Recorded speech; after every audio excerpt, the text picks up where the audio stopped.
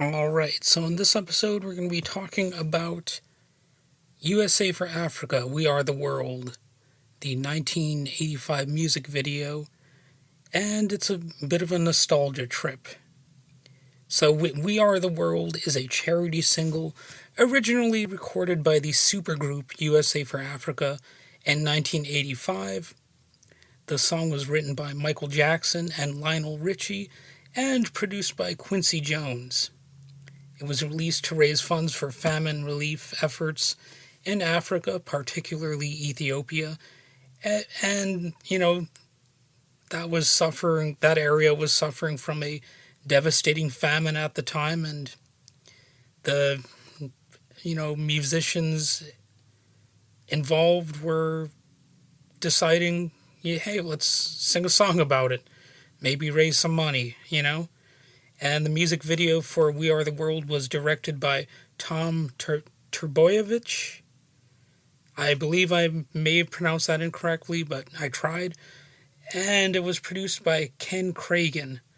Or that might have been the team who created We Are the World, the TV movie, also released in 1985.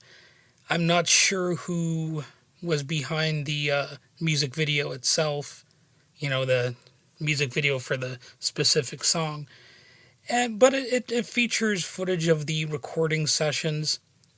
The footage I have seen is not noticeably interspersed with scenes of famine in Africa. Maybe they decided that would be in poor taste if they were showing that. If I remember correctly, it's mostly just showing them singing the song.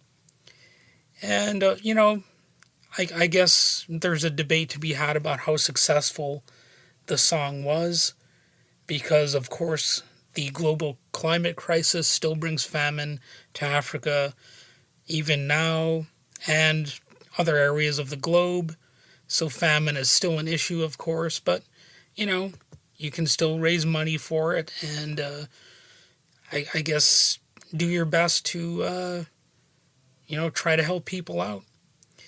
This music video showcases a wide array of popular musicians and artists who participated in the recording, including Michael Jackson, Lionel Richie, Stevie Wonder, Bruce Springsteen, Bob Dylan, Ray Charles, Cyndi Lauper, even Dan Aykroyd is in there, and you've got many others.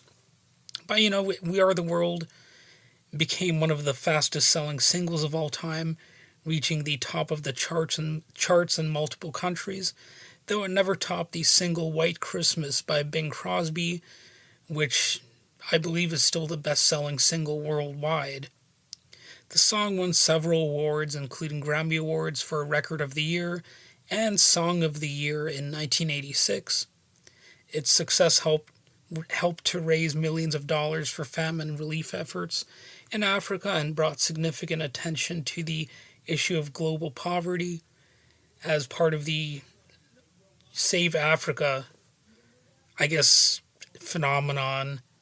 Or some people might say it was a fad back then. But, I'm trying not to be too cynical and say that. But, another event from, the 1980s was Live Aid, which was seen by 1.5 billion people. And the music video for We Are the World is, for many people, a powerful reminder of the impact that artists and musicians can have when they come together for a common cause and trying to support and growing a movement. And it remains one of the most iconic and influential charity singles of all time.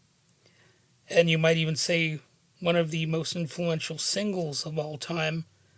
The song and video became the topic of the documentary The Greatest Night in Pop, which I admittedly have not yet watched, but it came out relatively recently. It's a fairly new movie.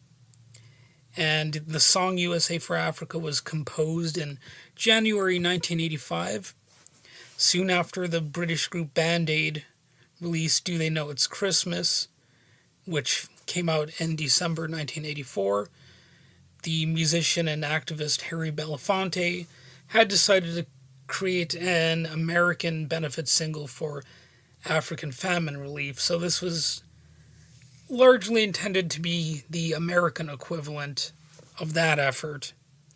So curiously, the singers for We Are the World did not include Madonna, Sting, George Harrison, Elton John, Neil Young, David Bowie, or Peter Gabriel.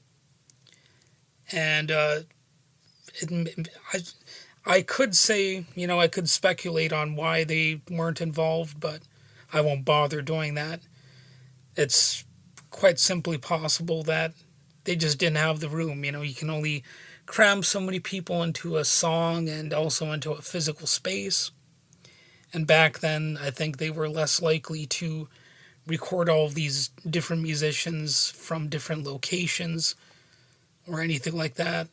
So that's one of the quirky things about it. Some of your favorite artists probably weren't there, but it does feature Paul Simon, Billy Joel, Bruce Springsteen, Tina Turner, and of course a bunch of other people.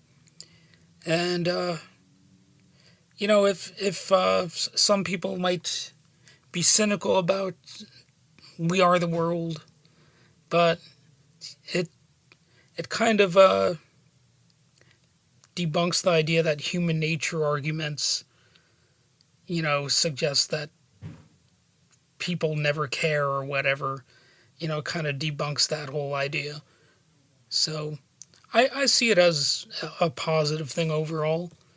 I haven't heard of any scandals of the time period where they were, not putting the money where it was supposed to go or whatever. So I didn't hear about any of that sort of stuff going on. So apparently everything was going the right way. So, yeah, I don't really have much more to say about it. It's just a little bit of nostalgia, blast from the past. And, you might want to occasionally check that song out and just relive the glory days of these superstars of the 1980s.